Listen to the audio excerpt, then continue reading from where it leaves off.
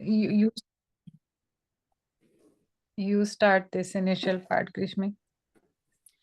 सकल सुमंगलदायक रघुनायक गुणगान सादर सुनहि ते तरहि भव सिंधु बिना जल जान। जय सीताराम चरण रति मोरे अनुदिन बढ़हु अनुग्रह तोरे। जय सिया राम। जय सिया राम। कहाँ पर है हम लोग? 18 से शुरू करना है ना? अच्छा 18 से लंका कांड। कृष्णा जी चरणों की वंदना करके वहां से। हाँ जी 18 से। हाँ जी जो 18 के नीचे करना है, राइट? मुझे भी ऐसे लगा कि ये पढ़ा है। 18 के नीचे से करना है, तुरंत ही उन्होंने। हाँ शुरू करूं? हाँ जी बेटा प्लीज। तुरंत ही उन्होंने एक राक्षस को भेजा और रावण को अपने आने का समाचार सूचित किया। सुनते ही रावण हंसकर बोला, बुला लाओ, देखे कहाँ का बंदर है। आज्ञा पाकर बहुत से दूत दौड़े और वानरों में हाथी के समान अंगद को बुला लाए। अंगद ने रावण को ऐसे बैठे हुए देखा जैसे कोई प्राण युक्त सजीव काजल का पहाड़ हो। भुजाएं वृक्षों के और सिर पर्वतों के शिखरों के समान है। रोमावली मानो बहुत सी लताएं हैं। मुंह, नाक, नेत्र और कान पर्वत की कंदराओं और खोहों के बराबर है। अत्यंत बलवान बांके वीर बालीपुत्र अंगद सभा में गए। वे मन में जरा भी नहीं झिझके। अंगद को देखते ही सब सभासद उठ खड़े हुए। यह देखकर रावण के हृदय में बड़ा क्रोध हुआ। जैसे मतवाले हाथियों के झुंड में सिंह निशंक होकर चला जाता है, वैसे ही श्री राम जी के प्रताप का हृदय में स्मरण करके वे निर्भय सभा में सिर नवाकर बैठ गए। हाँ जी, तो हमने अंगद के बारे में देखा था लास्ट टाइम कि कैसे भगवान जी ने फिर अंगद को चुना। काहे के लिए? अब दूत के लिए, क्योंकि अभी लास्ट पड़ाव आ गया है, युद्ध होने वाला है। तो भगवान चाहते हैं कि युद्ध भी नीति युक्त हो, तो ताकि वो ऐसा नहीं है कि एकदम से आए युद्ध शुरू कर दिया। एक बार फिर से हमेशा कोशिश करनी चाहिए युद्ध को बचाने की, क्योंकि इसमें महासंहार होता है। तो एक बार तो हर एक को कोशिश करनी चाहिए महासंहार को बचाने की। तो उन्होंने फिर हमने देखा कि अंगद को भेजा, पालीपुत्र। हमने वो भी देख लिया था क्यों अंगद को चुना। एक तो ये कि जो बाली मरने से पहले अंगद को भगवान के हवाले कर गया था। तो एक चीज हमें यहाँ याद रखनी है कि बहुत बार हम ऐसा कहते हैं, अरे बाली को भगवान ने छुपके मारा था, ये किया था। हम बस वही, क्योंकि हो सकता है कि जो इतने इन्वेजन हुए, जो लोगों ने गलत हमें सिखाया गया है ना, गलत चीजें उठा के हमें, ताकि हमारे भगवान के प्रति वो श्रद्धा ना रहे। अगर ये बात है तो हर जगह कोई भी रामायण हम उठा के पढ़ेंगे, हर जगह हम देखेंगे कि बाली अपने पुत्र को भगवान के हवाले करके जाते हैं और कैसे भगवान अंगद को ही युवराज बनाते हैं, अंगद को ही दूत बना के भेजते हैं। अगर बाली के मन में जरा भी भगवान के लिए कुछ ये होता कि अरे भगवान ने मेरे साथ बहुत गलत किया है ना, तो वो कभी अपने पुत्र को उनके पास नहीं सौंपते। उनको तो फिर भगवान पे कभी विश्वास ही नहीं होना था, तो फिर पुत्र को क्यों सौंपना है? अपने पुत्र को, अपनी पत्नी को क्यों सौंपेंगे जिस बंदे पर विश्वास ना हो? तो इससे हम देखते हैं कि जो हमारा बाली है उसको भगवान के ऊपर कोई रोष नहीं है।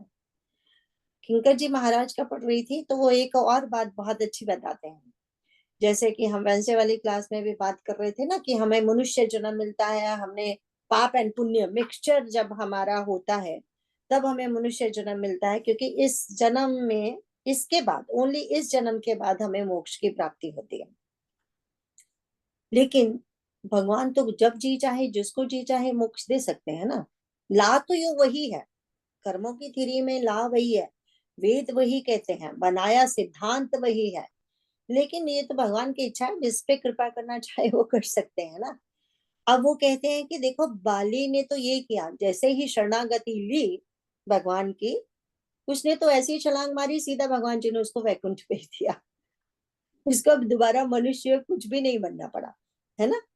तो ऐसा भी होता है ऐसा जरूरी नहीं है कि ये कहीं पत्थर पे लकीर हो गया है। एंड जिसने ला बनाया है वो जो चाहे जैसा चाहे सजा दे सकते हैं, कुछ भी कर सकते हैं, प्यार कर सकते हैं, उनकी मर्जी। तो अब हम देखते हैं कि जब ये पहुंचे हैं रावण की सभा में, तो कैसा लगा इनको रावण। तो वो काले काले का ढेर लगा। एक इसको हम अब विस्तार में क्या देखें, हमारे लिए क्या शिक्षा है यहाँ पे। हमारे लिए यही शिक्षा है कि अगर हम भगवान की तरफ नहीं मुड़ते तो हम एक तामसिक ढेर ही है ना, जिसका फिर भगवान गीता में बताते हैं क्या हर्ष होने वाला, बार बार तुम्हारे जन्म होंगे, बार बार तुम नीचे गिरोगे, नीच योनियों में जाओगे, है ना। तो हमारे लिए सिर्फ ये वो देखना है कि उसको इसीलिए ऐसा लगा कि देखो ये काले का ढेर, ये कैसा बंदा है, समझदार होते हुए भी नहीं समझता, तो काहे का समझदार। तो फिर हम देखते हैं कि कैसे जैसे ये सभा में आए हैं, तो ये तो कोई मर्यादा नहीं है कि दूत एक आता है तो सारे फटाफट खड़े हो जाते हैं। वो तो ऐसे खड़े हुए जैसे कोई बहुत मतलब कोई राजा ही आ गया है। तो जैसे ही ये आते हैं तो ये है भगवान के शरणागति का प्रताप, है ना, कि ये कैसे जैसे मतवाले हाथियों के झुंड में शेर आ जाता है इस तरह। अदरवाइज आप देखिए जिस रावण से सारे देवता हार गए हैं, जब हनुमान जी ने रावण की सभा देखी, सारे देवता हाथ जोड़े खड़े हैं, है ना, उन्होंने स्वयं देखा ये बात। उसी रावण की जब अपने सभा में अंगद पहुंचे हैं तो कैसे खड़े हो गए सारे, है ना। अब तो हम कहेंगे हनुमान जी को देखे क्यों नहीं खड़े हो, क्योंकि हनुमान जी का रोल डिफरेंट है। हनुमान जी तो बंधे हुए आए हैं ना सभा में, रिमेम्बर, वो तो बंधे हुए आए थे, तो लोग क्यों खड़े होंगे। ये तो आजाद आया है ना, इसीलिए इसको देख के एकदम लोग ऐसे, क्योंकि सबके मन में हनुमान जी भय फैला चुके हैं, तो उनको लगा अब कौन आ गया हमारे लंका को फिर से जलाने वाला। राइट, अब हम 19 के नीचे पढ़ेंगे। रावण ने कहा, अरे बंदर, तू कौन है? अंगद ने कहा, हे दशग्रीव, मैं श्री रघुवीर का दूत हूँ। मेरे पिता से और तुमसे मित्रता थी, इसलिए हे भाई, मैं तुम्हारी भलाई के लिए ही आया हूँ। तुम्हारा उत्तम कुल है, पुलस्त्य ऋषि के तुम पौत्र हो। शिव जी की और ब्रह्मा जी की तुमने बहुत प्रकार से पूजा की है, उनसे वर पाए हैं और सब काम सिद्ध किए हैं। लोकपालों और सब राजाओं को तुमने जीत लिया है। राजमद से या मोहवश तुम जग जननी सीता जी को हर लाए हो। अब तुम मेरे शुभ वचन, मेरे हित भरी सलाह सुनो। उसके अनुसार चलने से प्रभु श्री राम जी तुम्हारे सब अपराध क्षमा कर देंगे। दांतों में तिनका दबाओ, गले में कुल्हाड़ी डालो और कुटुंबियों सहित अपनी स्त्रियों को साथ लेकर आदर पूर्वक जानकी जी को आगे करके इस प्रकार सब भय छोड़कर चलो। और हे शरणागत के पालन करने वाले रघुवंश शिरोमणि श्री राम जी, मेरी रक्षा कीजिए, रक्षा कीजिए। इस प्रकार आर्त प्रार्थना करो, आर्त पुकार सुनते ही प्रभु तुमको निर्भय कर देंगे। तो हम यहाँ देखते हैं वो बोल रहा है रावण, कौन है तू बानर, तो ये बताते हैं मैं कौन हूँ। तो कहते हैं हे दश, यहाँ पे अभी अपना नाम नहीं बता रहे थे, देखो तो नाम नहीं बता रहे, कह रहे हैं हे दशग्रीव, मैं रघुवीर जी का दूत हूँ और मेरे पिताजी की कभी तुमसे मित्रता थी। अगर जैसे हमारे पिता के जो मित्र होते हैं तो उनके ताऊ चाचू वैसे करके बुलाते हैं ना, भाई के समान हो गया उनका मित्र। तो बोले क्योंकि मेरे पिताजी और आपकी बहुत मित्रता थी, तो मैं इसीलिए मैं तुम्हें तुम्हारी भलाई चाहता हूँ और उसके लिए आया हूँ। तो फिर उसके बाद फिर से देखो तारीफ करके बात कर रहे हैं ना पहले तो बोले तुम्हारा उत्तम कुल है, मतलब तुम पुलस्त्य ऋषि जी जो हैं वो तुम्हारे पौत्र हैं। ऋषि के तुम पौत्र हो, पौत्र मीन ग्रैंडसन हो, है ना। इनके तो अपने पिता का नाम विशर्वा था, राइट। एंड शिव जी और ब्रह्मा जी की भी तुमने बहुत प्रकार से पूजा की और बहुत वर पाए उनसे। तो कहते हैं और तुमने देखो सारे काम सिद्ध कर लिया है, मतलब जो कुछ अचीवमेंट करनी चाहिए थी वो तुमने कर ली। मटेरियलिस्टिक की बात कर रहे हैं, तुमने देवताओं तक को जीत लिया, इतने महान वर तुमने शिव भोलेनाथ जी से ब्रह्मा जी से पाए हैं। इतनी इतनी तपस्या कभी किसी ने की नहीं जैसे तुमने तपस्या करके तपस्या की तभी मिला ना, वैसे तो देखो उसको कोई भीख में तो नहीं मिले थे वर, उसके लिए उसने बहुत भयंकर तपस्याएं की हैं, जिसके लिए उसको ये सब मिला है। तो उसकी यहाँ तक उसकी तारीफ हो गई। फिर बोले कि उसीलिए देखो तुमने त्रिलोकी को जीत लिया, तुम लोकपालों को और सब राजाओं को तुमने जीत लिया, आज तुम एक महान राजा बने बैठे हो, ठीक है। बट कहता ठीक है, लेकिन क्या हुआ, राजपद राजमद का मोह, राजमद या मोहवश तुम जगत जननी सीता को हराए। बोले कि तुमसे कुछ गलतियां हुई, क्या गलतियां हुई, कहते केवरी, ये भी मान लेते हैं केवरी बंदा जब ऐसी पोजीशन पे पहुंच जाता है तो उसको राजमद हो जाता है, यू नो, ये कोई ऐसी बड़ी बात नहीं, सबको ही हो जाता है। तो बोले ऐसे आपको भी राजमद हो गया। तो बोले और या फिर मोह के वश, मोह होता है हमें पता ही है, जब जानते हुए भी वैसे हम अनजान बनते हैं, उसको मोह कहते हैं। इसमें देखो ये होता है कि जो मद है ना, जो अहंकार है ना, वो वर्तमान का फल होता है। जैसे हमने वर्तमान में कुछ जीता, कुछ भी बने हम, तो उसे हमें अहंकार हो जाता है। जो मोह होता है ना, एक्चुअली मोह हमें जन्मों जन्मों से हमारे अंदर आया है। मोस्ट ऑफ द टाइम मोह ही तो कारण शरीर भी तो बनता है ना। रिमेम्बर हमने कहा था मोह की डेफिनेशन है जब जानते हुए भी हम अनजान बनते हैं, फिर हमारे अंदर वासनाएं पैदा होती रहती है। सबको पता है, हम सबको पता है, एक दिन पता नहीं कौन सा दिन हमारा लास्ट डे हो, कौन सी सांस हमारी लास्ट सांस हो, but none of us live by that, right. हमें से कोई भी ऐसे नहीं जीता ये सोच के कि अरे ये मेरी लास्ट सांस हो सकती है, मुझे ऐसे नहीं, ऐसे करना चाहिए, है ना, ऐसा। तो वो मोह, वो जो मोह है, वो है हमारे पुराने पुराने पुराने पत्नी कितने जन्मों के संस्कार हैं। तो हो सकता है बोले उन दो की वजह से तुमसे ये गलती हुई कि तुम जगत जननी माँ सीता को चुरा लाए। बोले अब तुम मेरी बात सुनो, मैं तुम्हारे हित की सलाह करता हूँ। क्या करता हूँ, बोले ये इतना बड़ा जो तुमने पाप किया उसको भी भगवान श्री राम क्षमा कर देंगे। तो लेकिन क्षमा अगर तुम्हें चाहिए तो उसके लिए तुम्हें क्या करना होगा ये बता रहा है। बोले कि तुम दांतों में तिनका दबाओ, गले में कुल्हाड़ी डालो और कुटुंबियों सहित अपनी स्त्रियों के साथ लेकर आदर पूर्वक जानकी जी को आगे करके इस प्रकार सब अभय छोड़कर। तो कहते चलो, एंड उनका ये मतलब है कि देखो तुम ऐसे करो, दांतों में तिनका दबाओ। दांतों में तिनका दबाना मतलब गाय बन के जाओ भगवान के आगे। भगवान को गाय बहुत प्यारी है ना।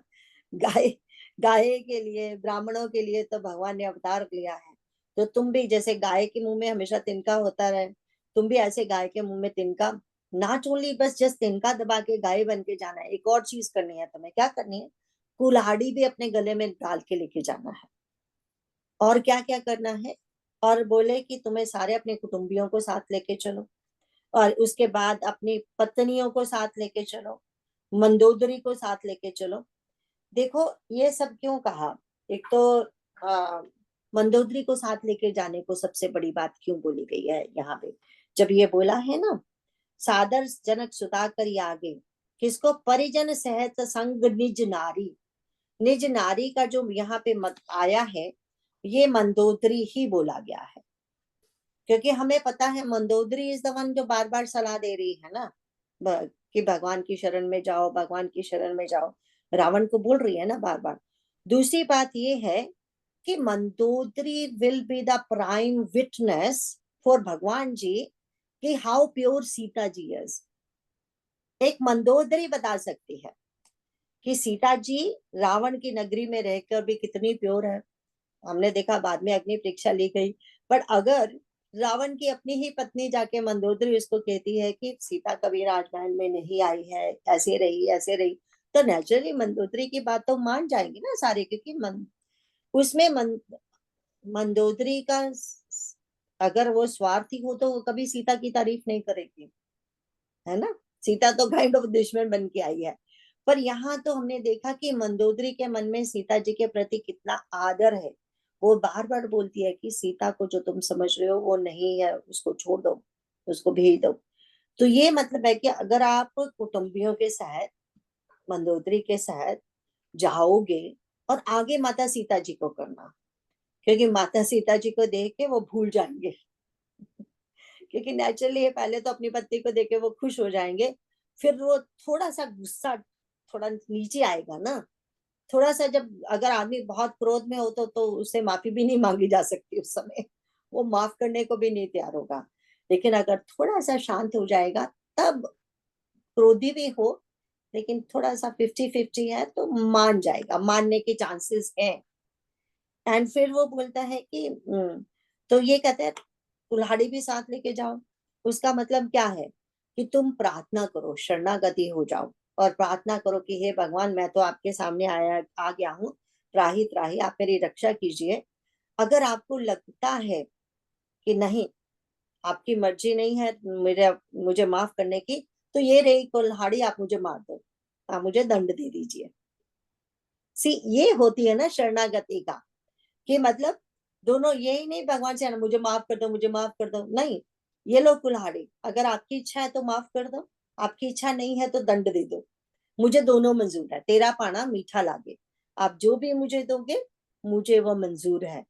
अगर तुम ये सब कह के उनकी शरणागति होते हो, तब कहते हैं तब प्रभु जी तुमको निर्भय कर देंगे। तो मैं ये गारंटी देता हूं कि भगवान आपको क्षमा कर देंगे, है ना। आपने अच्छे से देख ली कि कितनी अच्छी उसने शर्त रखी है। पहली बात तो ये कि रावण को कहना गाय बन के जाओ, रावण के लिए तो सबसे बड़ी गाली है। उसने बोला है कि हित हित से भरी हुई वाणी। अब देखो, जब हनुमान जी ने बोला था ना शरणागति के लिए जाओ, मैं विनय करता हूँ, तुम भगवान की शरण में जाओ, इसी में तुम्हारा फायदा है, हमने देखा। अब इसको राम जी ने कहा बत कहीं करना, वहां जाके जरा, रावण को वो भाषा समझ नहीं आती, रावण की भाषा में ही बात करना। रावण को ऐसा लगता है जो सरल व्यक्ति है ना, वो वहां महामूर्ख है, और जो सरल व्यक्ति है वो डरपोक है। राइट, समझ गए ना। हम भी तो यही कहते हैं ना, इस दुनिया का हम भी तो रावण जैसे, हम भी कहते हैं बेचारा सरल आदमी, हम सरल को बेचारा के समझते हैं ना। रिमेम्बर हमारे प्रभु कैसे हैं, सरल सबल साहिब रघुराज, बहुत सरल है लेकिन सबल है। लेकिन रावण को वो समझ नहीं आता, उसके सामने तो जो सरल है वो बेचारा आदमी है, डरपोक आदमी है, उसमें कोई बल है ही नहीं, निर्बल है वो। सरल को वो निर्बल समझता है, ठीक है ना। तो इसीलिए उसको सरलता की भाषा समझ में नहीं आती, प्रेम की भाषा समझ में नहीं आती। तो फिर भगवान ने कहा कि तुम अपने, अब उसको अपनी तरह से इस तरह समझाना, वो बंदा प्यार से समझने वाला नहीं है। तो अब हम आगे देखते हैं 20 के बीच आगे क्या है। रावण ने कहा, अरे बंदर के बच्चे, संभाल कर बोल। मूर्ख, मुझ देवताओं के शत्रु को तूने जाना नहीं। अरे भाई, अपना और अपने बाप का नाम तो बता, किस नाते से मित्रता मानता है। अंगद ने कहा, मेरा नाम अंगद है, मैं बाली का पुत्र हूँ, उनसे कभी तुम्हारी भेंट हुई थी। अंगद का वचन सुनते ही रावण कुछ सकुचा गया और बोला, हाँ, मैं जान गया, मुझे याद आ गया, बाली नाम का एक बंदर था। अरे अंगद, तू ही बाली का लड़का है।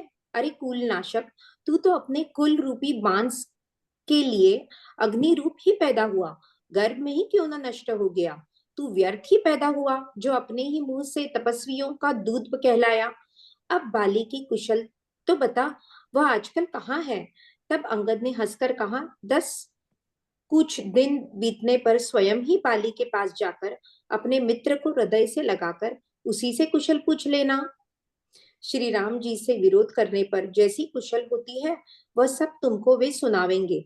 हे मूर्ख, सुन, भेद उसी के मन में पड़ सकता है, भेद नीति उसी पर अपना प्रभाव डाल सकती है जिसके हृदय में रघुवीर न हो। सच है, मैं तो कुल का नाश करने वाला हूँ, और हे रावण, तुम कुल के रक्षक हो। अंधे बहरे भी ऐसी बात नहीं कहते, तुम्हारे तो 20 नेत्र और 20 कान हैं। तो हमने भी देखा था, हमने कहा था ना, उन्होंने भी अपना पहला परिचय रामदूत दिया था, है ना। यहाँ तो वो जो सुधा जी के 2 मुंह दिख रहे हैं है ना, दिख रहा है ना, क्योंकि पीछे शायद उनकी पिक्चर है, क्या है जो ऐसे 2 दिखाई दे रहे हैं, राइट। मैं अभी तक इसको सेट नहीं कर पा रही। नहीं कोई बात नहीं, मैंने कहा हमारे यहाँ भी एक और मुंह को इधर हो जाता तो हम आपको दत्तात्रेय बोलते।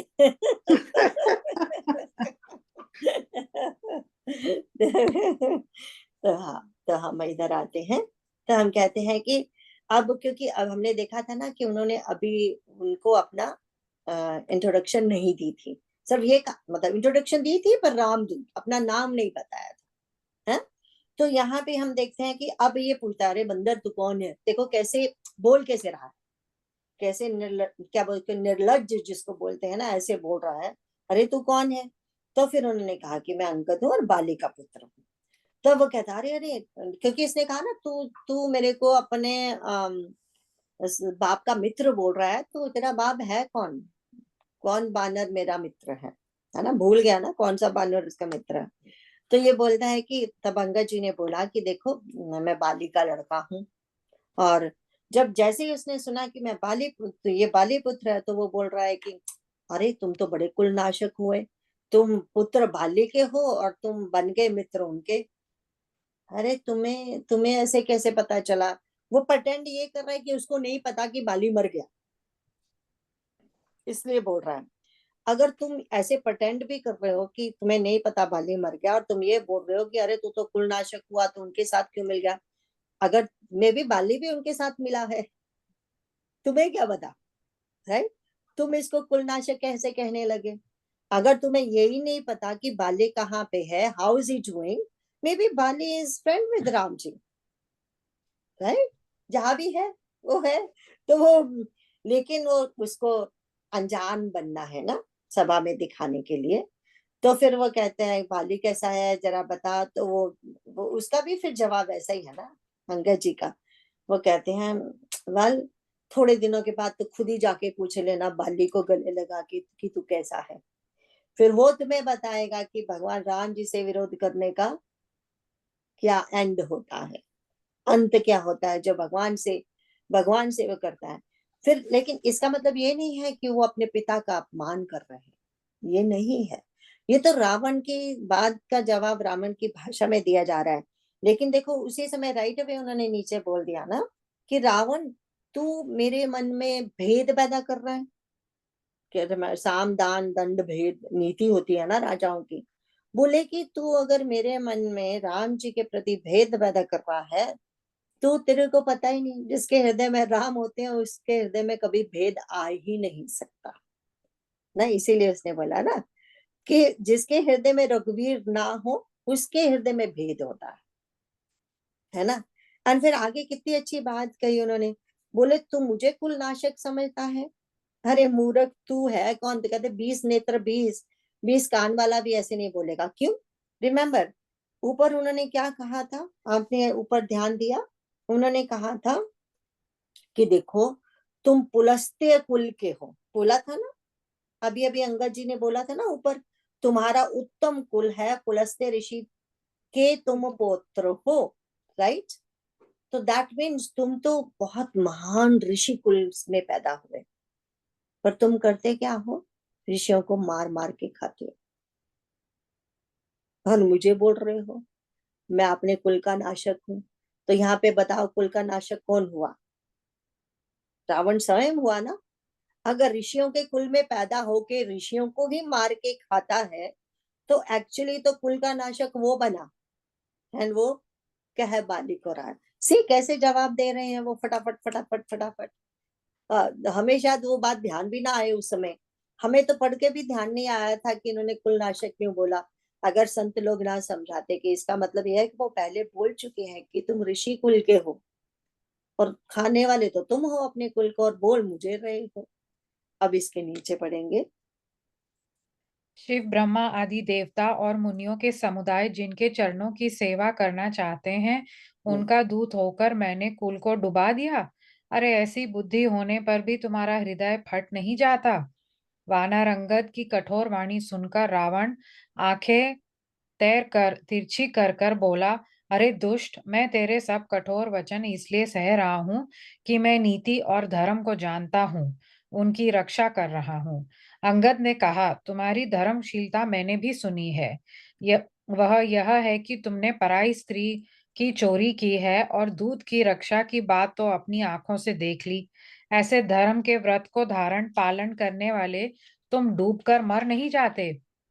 नाक कान से रहित बहनों को देखकर तुमने धर्म विचार ही तो क्षमा कर दिया था। तुम्हारी धर्मशीलता जग जाहिर है। मैं भी बड़ा भाग्यवान हूँ जो मैंने तुम्हारा दर्शन पाया। रावण ने कहा, अरे जड़ जंतु वानर, व्यर्थ बकबक न कर। अरे मूर्ख, मेरी भुजाएं तो देख। ये सब लोकपालों के विशाल बल रूपी चंद्रमा को ग्रसने के लिए राहु हैं। फिर तूने सुना ही होगा कि आकाश रूपी तालाब में मेरी भुजाओं रूपी कमलों पर बसकर शिवजी सहित कैलाश हंस के समान शोभा को प्राप्त हुआ था। तो हम यहाँ पे देखते हैं कि वो बोल रहा है कि अब अंगद ने बोला, क्या बोलते हैं कि जिनके शिव भगवान, सारे देवता, सारे मुनि जिनके चरणों की सेवा करते हैं, उनका दूत होकर मैंने कुल को डुबो दिया। कहने का मतलब जो स्वयं भगवान है, मैं तो उनकी शरण में हूँ। जो भगवान की शरण में चला जाए तो वो तो हम कहते हैं कि उनके अगले और पिछले कुल सब तर जाते हैं। बोलते ऐसे हैं ना, जैसे कि हमने कहा, हम सनातनी धर्मी होके भी हम ही ने, पता नहीं कौन किसने कहा हमें सिखाया। जैसे हम तो भविष्य जी के बारे में बोलते हैं, घर का वेदी लंका डाए, क्योंकि यही सिखाया गया ना हमें। किस लिए सिखाया गया था कि अरे राम तो तभी जीत पाया बिकॉज लंका भेदी था उसके साथ, अदरवाइज तुम्हारा राम कभी जीत नहीं पाता। इसीलिए ये कहावत हमें सिखाई गई, ऐसी सिखाई गई कि वो ऐसे घर कर गई है कि हम उस कहावत को ही मानते हैं।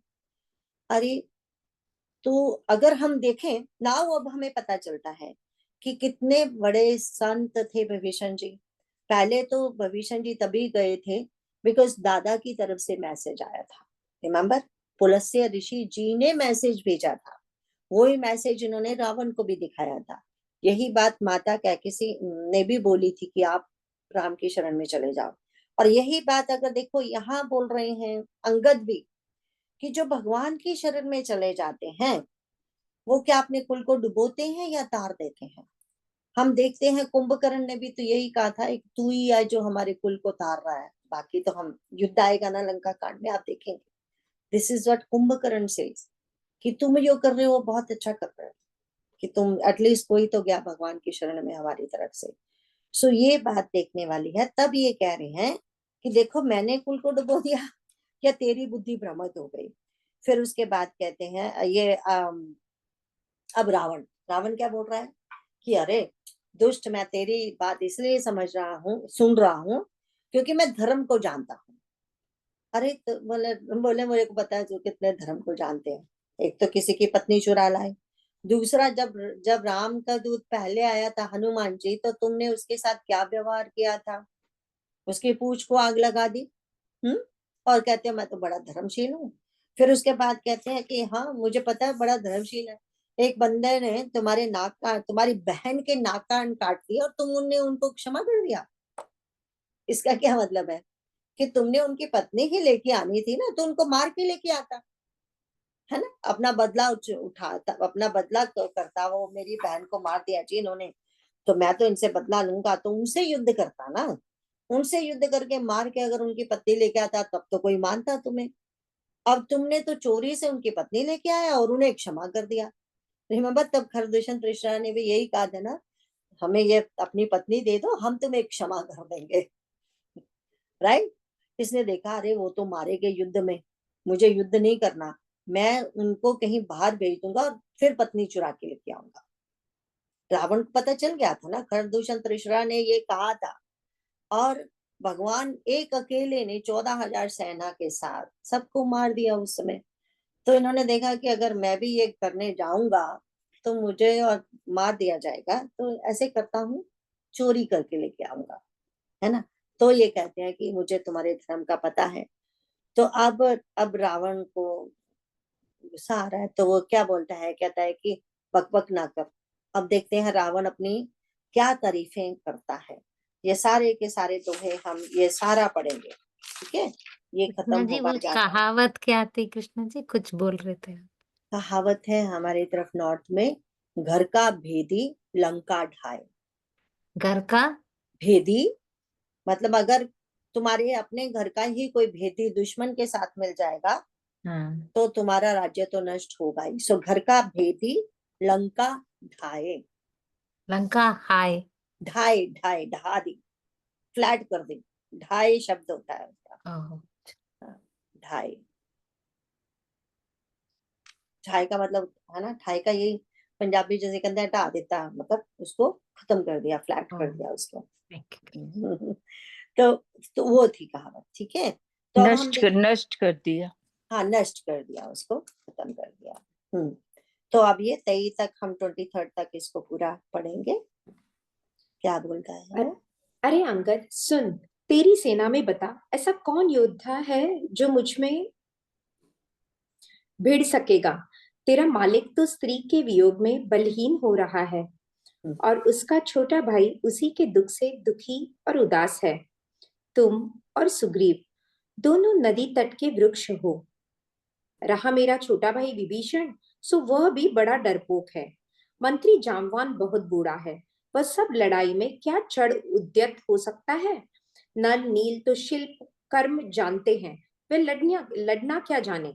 हाँ, एक वानर जरूर महान बलवान है जो पहले आया था और जिसने लंका जलाई थी। यह वचन सुनते ही बालीपुत्र अंगद ने कहा, हे राक्षस राज, सच्ची बात कहो, क्या उस वानर ने सचमुच तुम्हारा नगर जला दिया। रावण जैसे द्विज जग द्विजयी योद्धा जगत विजयी योद्धा का नगर एक छोटे से वानर ने जला दिया। ऐसे वचन सुनकर उन्हें सत्य कौन कहेगा। हे रावण, जिसको तुमने बहुत बड़ा योद्धा कहकर सराहा है, वह तो सुग्रीव का एक छोटा सा दौड़ कर चलने वाला हरकारा है। वो बहुत चलता है, वीर नहीं है। उसको तो हमने केवल खबर लेने के लिए भेजा था। क्या सचमुच ही उस वानर ने प्रभु की आज्ञा पाए बिना ही तुम्हारा नगर जला डाला। मालूम होता है इसी डर से वह लौट कर सुग्रीव के पास नहीं गया और कहीं छिप रहा। हे रावण, तुम सब सत्य ही कहते हो, मुझे सुनकर कुछ भी क्रोध नहीं है। सचमुच हमारी सेना में कोई भी ऐसा नहीं है जो तुमसे लड़ने में शोभा पाए। प्रीति और वैर बराबरी वाले से ही करना चाहिए, नीति ऐसी ही है। सिंह यदि मेंढकों को मारे तो क्या उसे कोई भला कहेगा। यद्यपि तुम्हें मारने में श्री राम जी की लघुता है और बड़ा दोष भी है, तथापि हे रावण सुनो, क्षत्रिय जाति का क्रोध बड़ा कठिन होता है। वक्रोक्ति रूपी धनुष से वचन रूपी बाण मारकर अंगद ने शत्रु का हृदय जला दिया। वीर रावण, उन बाणों को मानो, प्रत्युत्तर रूपी संड सियों से निकाल रहा है। तब रावण हंसकर बोला, बंदर में यह एक बड़ा गुण है कि जो उसे पालता है उसका वह अनेकों उपायों से भला करने की चेष्टा करता है। हाँ, तो हम देखते हैं कि यहाँ पे वो अपनी तारीफें करता जा रहा है कि कैसे मैंने ये किया वो किया और मैंने कैसे मैंने कैसे लोकपालों को जीत लिया, देवताओं को जीत लिया। तो अब हम अंगद को बोलता है, रावण बोलता है अंगद को कि तुम्हारी सेना में बताओ कौन है जो मेरा मुकाबला कर सकता है। मेरे तो ब्रह्मा विष्णु महेश वो भी सब डरते हैं ना, सारे देवताओं को मैंने जीत चुका हूं मैं, ऐसे बोलता है वो। आगे तो फिर एक क्वेश्चन आएगा, शिव जी भगवान से तो उसने कभी युद्ध नहीं किया था ना, एंड ब्रह्मा जी से युद्ध नहीं होता, कोई भी राक्षस ब्रह्मा जी से युद्ध नहीं करता। एंड बाकी आई बात विष्णु भगवान जी की, विष्णु भगवान जी से प्रत्यक्ष रूप से तो इसका कभी युद्ध हुआ ही नहीं था। तो विष्णु भगवान जी का तो ये है ना, वो तो मायापति है ना, उनको पता है कि कब क्या होना है, तो वो अदृश्य हो जाते हैं।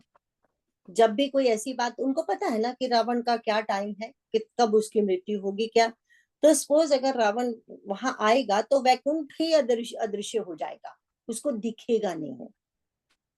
तो वो फिर हमेशा ये कहता है मेरे डर से भाग गया, इस तरह से है ना। कभी बात आई, कभी आप पढ़ोगे तो इसका ये मतलब होता है। अदरवाइज विष्णु भगवान जी के साथ सीधा सीधा युद्ध नहीं आता है, ठीक है।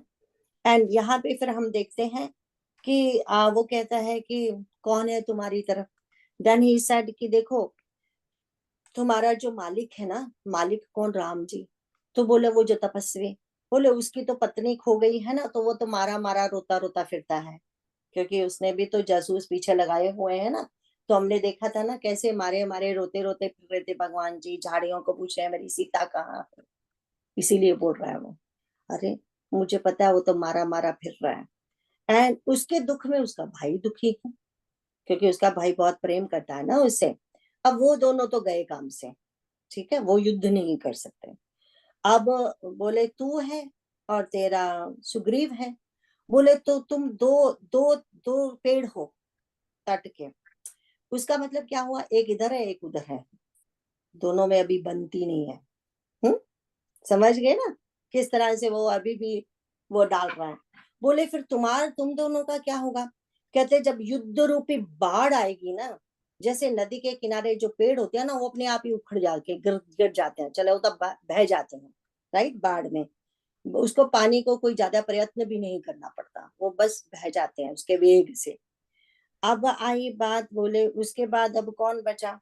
तो फिर कहते हैं बाकी मेरा भाई विभीषण वो तो वैसे ही डरपोक है, उसको युद्ध करना नहीं आता, ठीक है। जामवन है तुम्हारी तरफ, वो बूढ़ा है। तो अब हाँ एक बंदा था, एक बानर था जो थोड़ा सा बलवान है, को जो आया था यहाँ दूत बन के जिसने लंका जला दी, वो ही एक है जो थोड़ा सा बलवान है, वो भी पूरा नहीं। हम्म। अब देखो इन्होंने कितना अच्छा जवाब दिया। बोले किस बानर की बात करते हो तुम। वो छोटा सा बानर जिसको हमने एक ही ड्यूटी सुग्रीव ने दे रखी है, क्या है, इधर से उधर संदेशा देना है, क्योंकि उसको वेग की तरह भागना आता है, उड़ना आता है। इसीलिए उसकी एक ही ड्यूटी है, इधर से उधर संदेशा देना। उसको तो ये आज्ञा नहीं थी लंका जला देना, वो तो कभी वापस ही नहीं आया। इसीलिए नहीं आया होगा, डर के मारे नहीं आया कि अरे मुझे तो आज्ञा नहीं थी लंका जलाने की और मैंने लंका जला दिया, अब मैं किस मुंह से वापस जाऊंगा। तो कहते वापस ही नहीं आया। तो फिर बोले कि अच्छा, बोले तो बाकी कहते आगे की जो बात आती है तो कौन करेगा। तो बोले कि तुम ऐसा है कि हे रावण, तुम सत्य ही कहते हो कि जो हमारी सेना में कोई भी ऐसा नहीं जो तुमसे युद्ध कर सके, क्योंकि युद्ध प्रीति और जो युद्ध होता है वो बराबर वालों से होता है, तो तुम बराबर ही नहीं हमारी सेना के किसी हैं।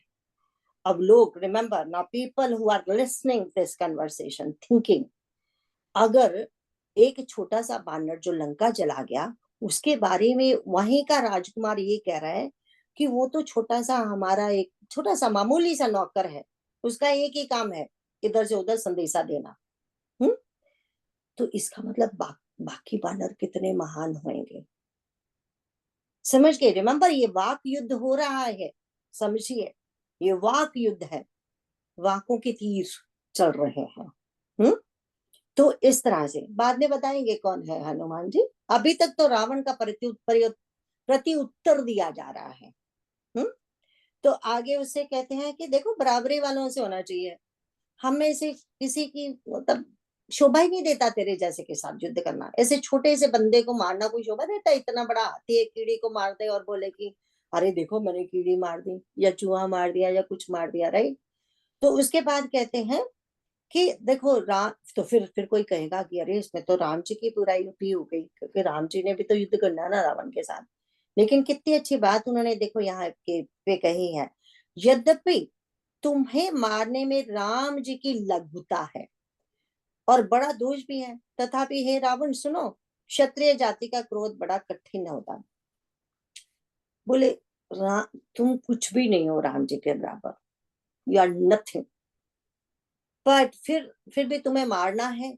वो क्योंकि वो क्षत्रियों का क्रोध है, एक बार उनको क्रोध आ जाए फिर कोई जो भी उनके सामने आ जाता है वो बस खत्म। फिर वो ये नहीं देखते कि कौन छोटा आया बड़ा आया, ये तो क्षत्रियों की आदत है, उनका स्वभाव है क्षत्रियों का कि एक बार गुस्सा आया, जो सामने आया खत्म, गला काट दिया गया। अगर आपको याद होगा जब खरदूषण त्रिशरा युद्ध करने के लिए आए थे, तो भगवान ने क्या कहा था, वो कह रहे थे ना बड़ा सुंदर तुम बड़े प्यारे लग रहे हो, अपनी पत्नी को दे दो हम तुम्हें क्षमा कर देंगे।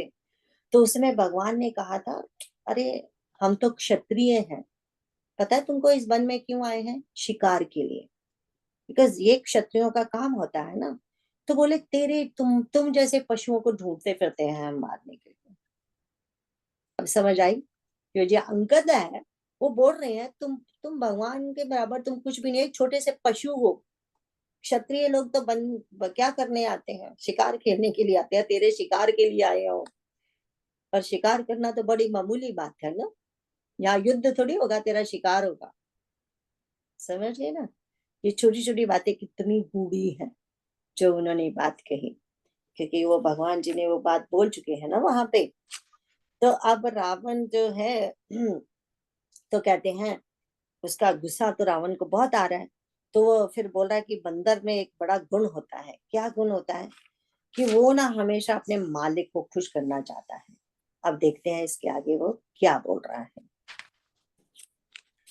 बंदर को धन्य है जो अपने मालिक के लिए लाज छोड़कर जहां तहां नाचता है, नाच कूद कर लोगों को रिझा कर मालिक का हित करता है। यह उसके धर्म की निपुणता है।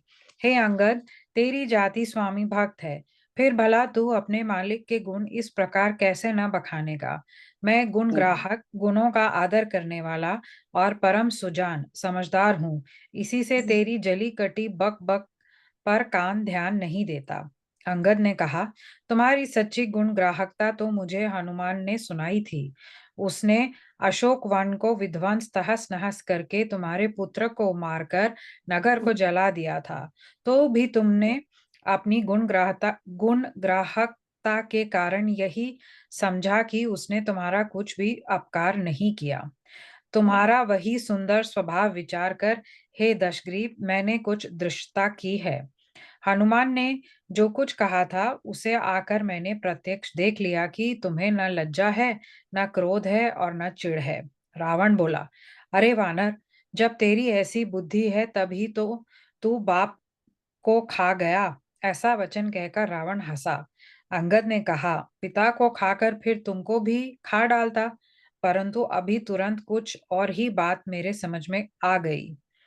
अरे नीच अभिमानी, बाली के निर्मल यश का पात्र कारण जानकर तुम्हें मैं नहीं मारता। रावण, यह तो बता कि जगत में कितने रावण हैं।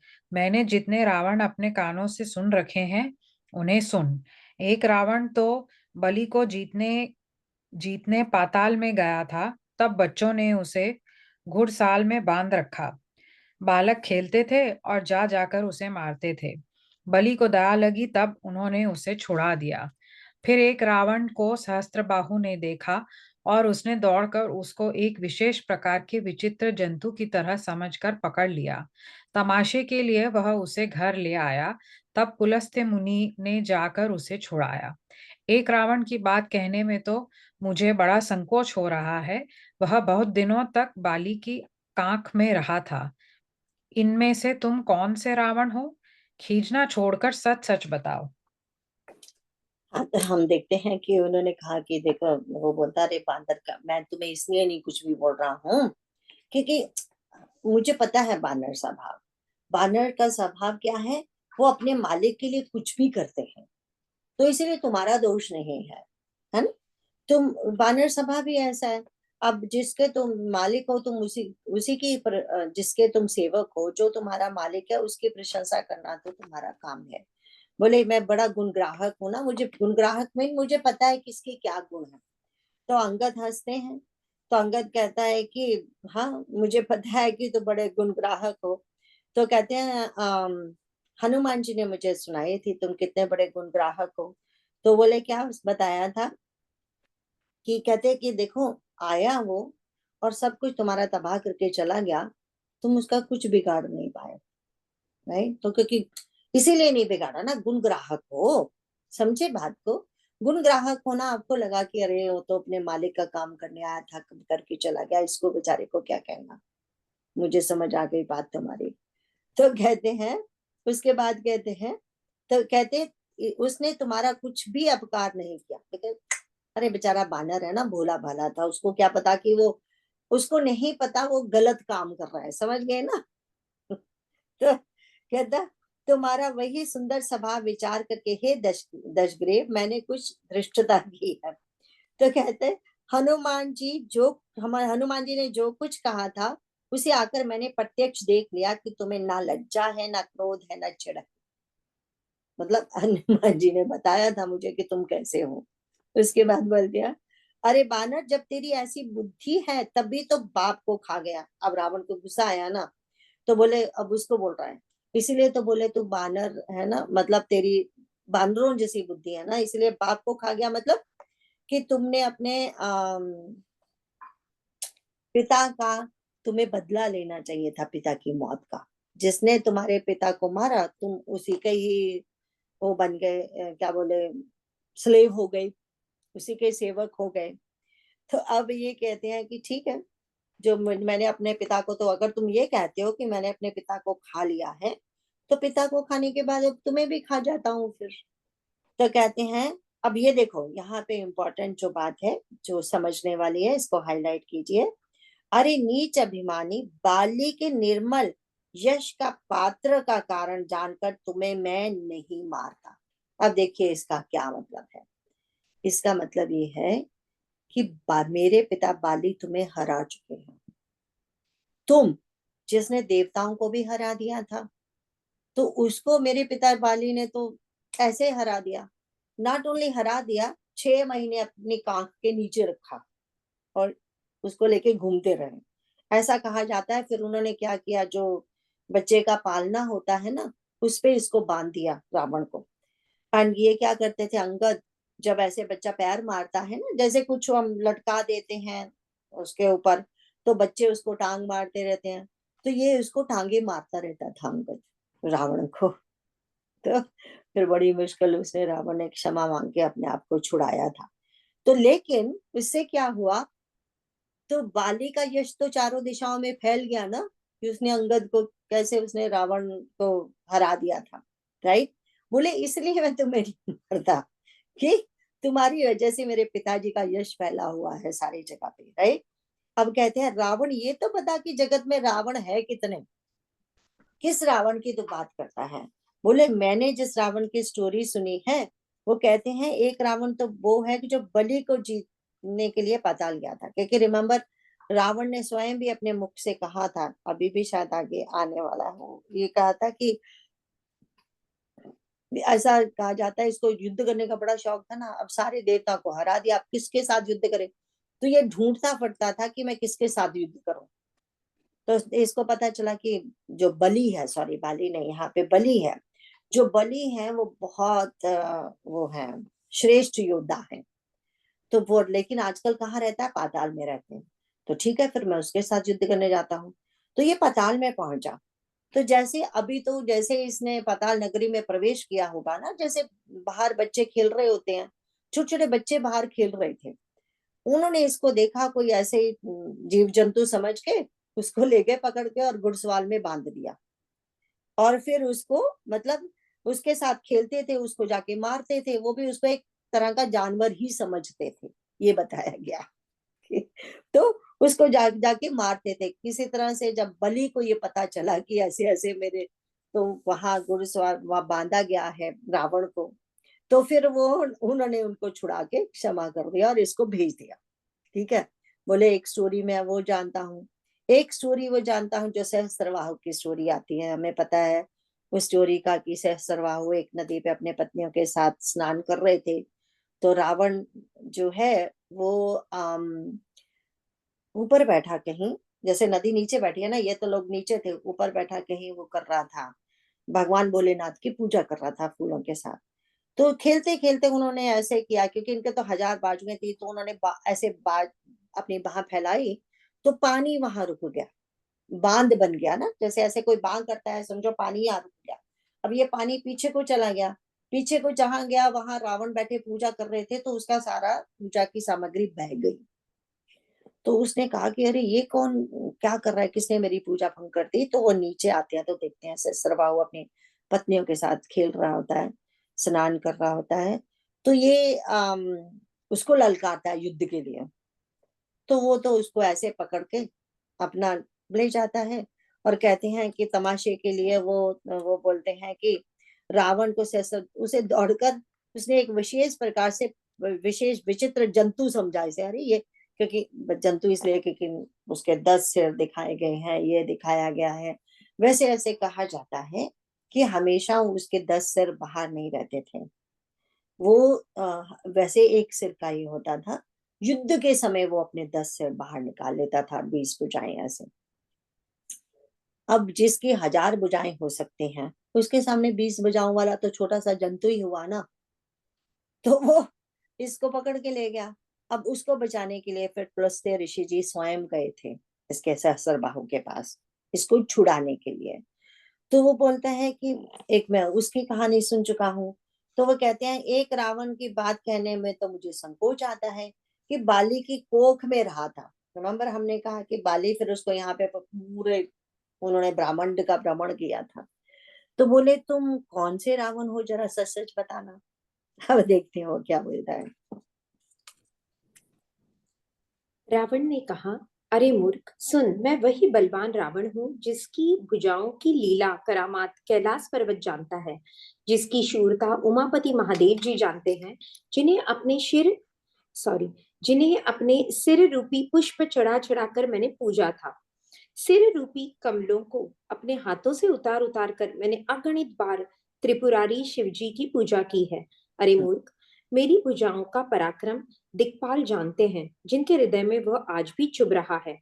दिग्गज दिशाओं के हाथी मेरी छाती की कठोरता को जानते हैं, जिनके भयानक दांत जब जब जाकर मैं उनसे जबरदस्ती भिड़ा, मेरी छाती में कभी नहीं फूटे, अपना चिन्ह भी नहीं बना सके, बल्कि मेरी छाती से लगते ही वे मूली की तरह टूट गए, जिसके चलते समय पृथ्वी इस प्रकार हिलती है जैसे मतवाले हाथी के चढ़ते समय छोटी नाव।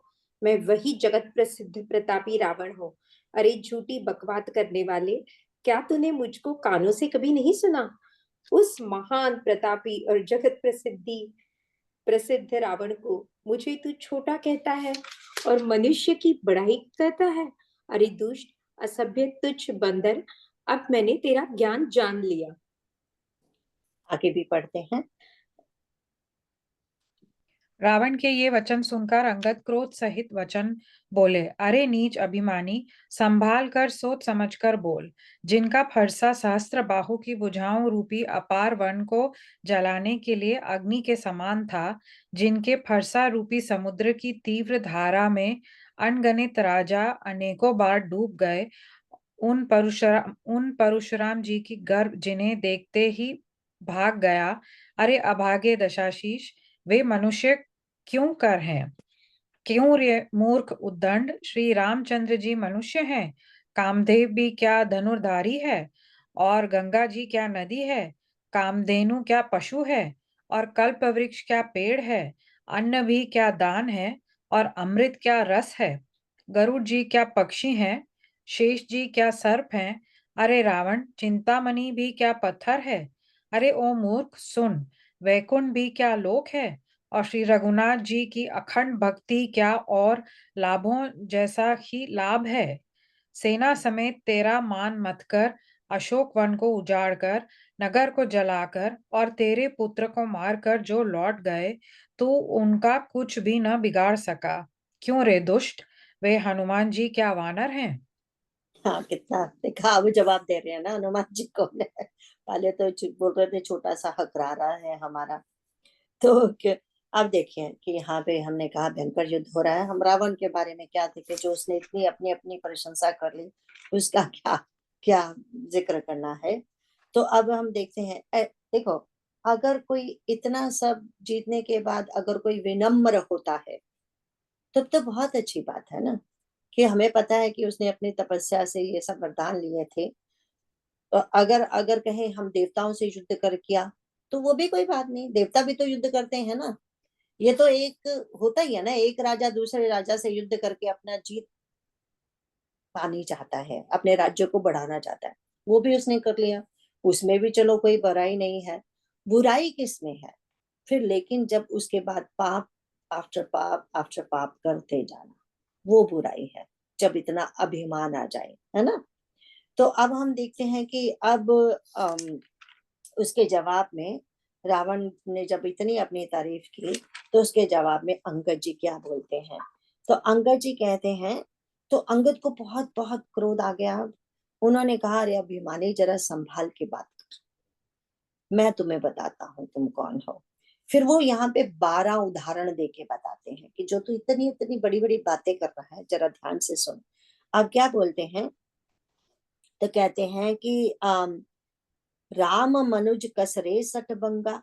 तो कहते हैं क्यों रे मूर्ख उदंड, श्री राम जी सिर्फ मनुष्य हैं?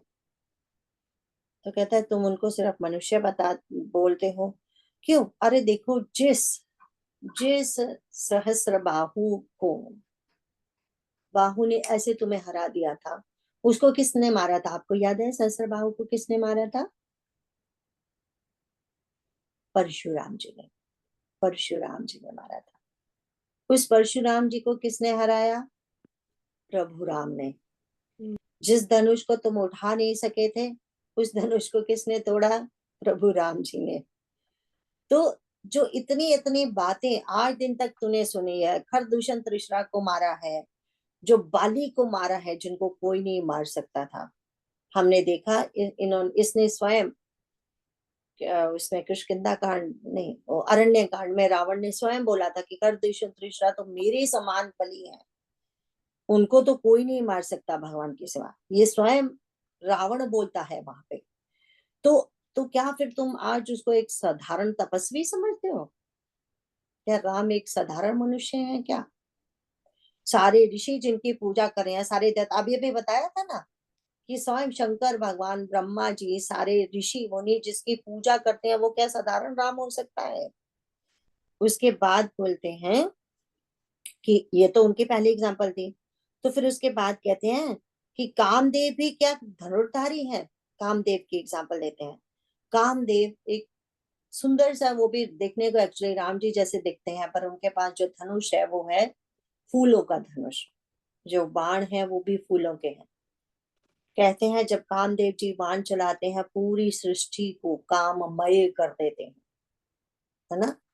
तो वो क्या एक मामूली वो भी एक मामूली देवता नहीं हो सकते। अगर हम देखें, रावण ने सारे देवताओं को जीत लिया, कामदेव को नहीं जीत सका। सबसे महान कामी है रावण, इसीलिए है बिकॉज उसने कामदेव को नहीं जीत सका। तभी तो यहाँ कामदेव का नाम आया है ना, अदरवाइज क्यों आता उसका नाम? और भी किसी देवता का नाम लिया जा सकता था। इसका नाम इसलिए आया कि कामदेव कोई मामूली धनुर्धारी नहीं है। वो तो उसने तो कब का तुम्हें हरा चुका है वो, है ना? अब कहते हैं गंगा जी क्या केवल नदी है? तो हमें पता ही है गंगा जी की महिमा तो हम सब जानते हैं, है ना? उसके बाद बोलते हैं कामधेनु क्या पशु है? कामधेनु की बात आई है क्योंकि हमें उसका भी पता है, जो कामधेनु है वो क्या है? वो रिमेम्बर, जो चाहो वो देती है। तो एक मामूली पशु तो नहीं हो सकती वो भी एक दिव्य गाय है ना वो, तो वो भी एक देवता ही है, देवी है वो। इसी तरह कल्प वृक्ष का जो पेड़ है, वो एक साधारण पेड़ तो नहीं हो सकता। साधारण पेड़ तो होते हैं, जिस चीज का पेड़ है वो ही फल देगा। आम का पेड़ है तो आम आएंगे, अमरूद का पेड़ है तो अमरूद आएगा। लेकिन ये जो कल्प वृक्ष है वो ऐसा है, उसको अपने कोई फल नहीं लगते, उसके नीचे खड़े होके जो आप मांगोगे वो मिलेगा। तो वे क्या मामूली पेड़ हो सकता है? ऐसा जगह जगह पे कहीं दिखा है किसी को लगा हुआ? क्योंकि वो मामूली पेड़ नहीं है ना? उसके बाद कहते हैं कि अन्न भी क्या दान है? अन्नदान, सब दानों से बड़ा दान अन्नदान माना जाता है, बिकॉज अन्नदान ही अमृत होता है। जो भूखे के लिए अन्न अमृत है। इवन हम भी 3 टाइम ऐसे थोड़ी खाना खाते हैं, भूख लगती है तभी खाते हैं। ना हो एक दिन खाने को मिले तो हमें पता चले अन्नदान कितनी बड़ी चीज है ना? तो अब उसके बाद कहते हैं और अमृत क्या जस्ट रस है? पता, अमृत कोई मामूली चीज नहीं है जो पीने से बस तुम अमर हो गए। एक मामूली रस तो नहीं है ना, मामूली होता तो हर जगह पे मिल जाता, राइट? एंड उसके बाद कहते हैं कि गरुड़ जी क्या पक्षी हैं? गरुड़ जी जो हम विष्णु भगवान का वाहन हम बोलते हैं, तो एक मामूली पक्षी नहीं हो सकते। Is not just a word. तो वो पक्षी नहीं, वो भी तो एक देवता है ना। वो जो जी चाहे वो शरीर धारण कर सकते हैं, सिर्फ एक पक्षी ही नहीं है। वेन इवन काग भूषणी अगर पक्षी नहीं है तो भगवान के वाहन है। अब उसके बाद कहते हैं शेष जी क्या सरक है, इसको ध्यान से देखना, क्योंकि हम जहां भी देखते हैं विष्णु भगवान जी के बोलते भी हैं, हम गाते भी हैं कि शेष की सैया साज, शेष की सैया पे भगवान सो रहे हैं। लेकिन अगर इसका डीप मीनिंग देखा जाए, जो अभी यहाँ पे इन्होंने बोला शेष जी क्या सरप है, इसका मतलब ये है व्हाट इज शेष। शेष का मतलब है जब सारी सृष्टि खत्म हो जाती है, जो बाकी रह जाता है। सबसे पहले जब सृष्टि शुरू करते हैं भगवान, तो सबसे पहले किसका जन्म होता है? वो होता है समय का, टाइम, क्योंकि टाइम लिमिट रखते हैं ना हर चीज की। इतने अब हम देखते हैं कल्प है, जो जो सतयुग कलयुग वो सब जो आते हैं, एक टाइम है ना, तो समय। हमने देखा था ना महाभारत, आपको याद है? महाभारत में समय बोल रहा है, कितने वो उनकी एक गूढ़ हो रही होगी सोच। उन्होंने समय बोल रहा है महाभारत, जो पहली महाभारत है, इसीलिए पहली महाभारत और पहली रामायण के सिवा कोई और है ही नहीं। उसके बाद हजारों आए, वो चीज नहीं बनी उन लोगों से। तो वो सो ये जो क्या क्या एक मामूली सांप है, इसीलिए तो आता है बहुत सारी जगह पे कि ये जो शेषनाग जी हैं वो तो पहले आचार्य हैं सृष्टि के। उन्होंने बहुत सारे आचार्यों को शिक्षा दी है, बहुत सारे। इवन जो हमारे सनक सनंदन सनातन है, बहुत जगह पे आता है, अगर हम पढ़ते हैं ना पुराण की, जो हमारे शेषनाग जी हैं कैसे सबको ज्ञान दे रहे हैं। तो वो एक मामूली सर्प नहीं हो सकते फिर, राइट? तभी तो कभी लक्ष्मण बन के आते हैं, कभी बलराम बन के आते हैं, कभी कुछ बन के आते हैं। वो एक पार्षद है भगवान की, है ना? तो ये कहते हैं हे रावण, चिंतामणि भी क्या पत्थर है? जैसे पारस एक पत्थर होता है जो लोहे को सोना बना देता है।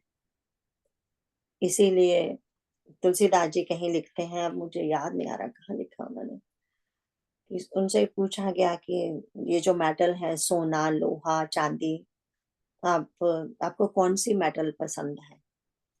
तो बोले मुझे लोहा पसंद है। लोहा क्यों पसंद है? एक लोहा ही ऐसी चीज है जो पारस से मिलके सोना बन जाती है। सोन और सोना सोने को सोना तो नहीं बना सकता ना, ऐसा तो नहीं कि सोना किसी को टच करे तो वो सोना हो गया, या सोना चांदी को टच करे तो वो बदल गया, या सोना लोहे को टच करे तो बदल गया। एक लोहा ही है जो एंड में बदल सकता है पारस के साथ मिलके। उसको पारस से साथ मिलना पड़ेगा, राइट? उसके लिए तो यहाँ जो चिंतामणि भी, चिंतामणि एक स्टोन है, ये भी एक वो कैसी स्टोन है कि अगर आप डाल लो तो आपकी सारी चिंताएं खत्म हो जाएगी। ये स्टोन है एक, राइट? जैसे बाकी स्टोन है इसी तरह चिंतामणि स्टोन है, पर ये ऐसी थोड़ी मिलती है। तो ये तो बड़ी रेयर है देवताओं के पास, और सारे देवताओं के पास भी नहीं है। तो इसीलिए ये कहा है कि वो एक सिंपल पत्थर नहीं हो सकती, है ना? एंड उसके बाद कहते हैं अरे ओ मूर्ख सुन, वैकुंठ भी क्या लोक है? जो अभी अभी हमने बात की थी ना, ये कहता है मैंने विष्णु भगवान को हरा दिया। अरे भगवान तो वैकुंठ को लेकर ही अदृश्य हो जाते हैं, तो वो एक साधारण लोक नहीं हो सकता।